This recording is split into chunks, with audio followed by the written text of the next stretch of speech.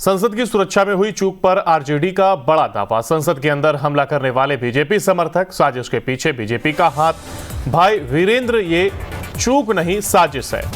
तो भाई वीरेंद्र की ओर से ये तमाम बातें कही गई। हमला करने वाले बीजेपी के वोटर हैं। बीजेपी सांसद ने पास जारी कराया। संसद की सुरक्षा नहीं कर पा रही है केंद्र सरकार।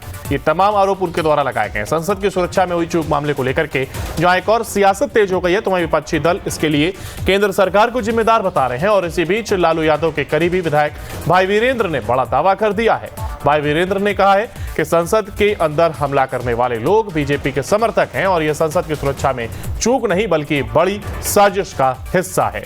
आरजेडी विधायक ने कहा कि संसद की सुरक्षा में जो चूक हुई है उसके पीछे कहीं ना कहीं बीजेपी का हाथ है।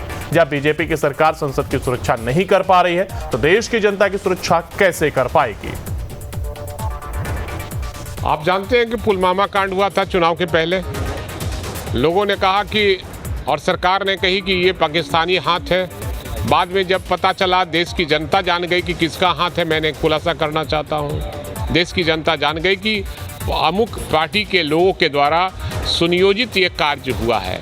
तो ये जो चूक हुई है और बीजेपी के सांसद के द्वारा निर्गत पास पर ही वो लोग गए थे। चाहे जो लोग भी गए हों, वो बीजेपी के समर्थक थे। और पता नहीं बीजेपी क्या संदेश देना चाहती है देश में। जब संसद की सुरक्षा नहीं कर पा रही है तो देश की जनता का सुरक्षा कैसे कर पाएगी। इसलिए कहीं ना कहीं बीजेपी का बहुत बड़ा हाथ है। जांच होगा तो पता चलेगा कि बीजेपी के लोगों का ही ये